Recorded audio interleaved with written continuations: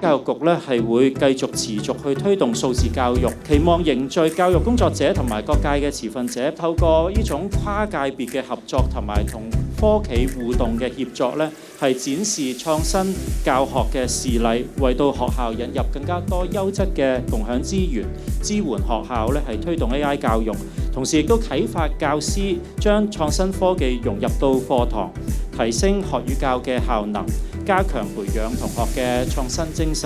教城咧，其實至到今年起咧，我哋開始去好積極嘅升級轉型，我哋慢慢蛻變為推動香港數字教育嘅超級聯繫人，連結政策嘅制定者啦、學術界、科技界、投資界同埋研究機構，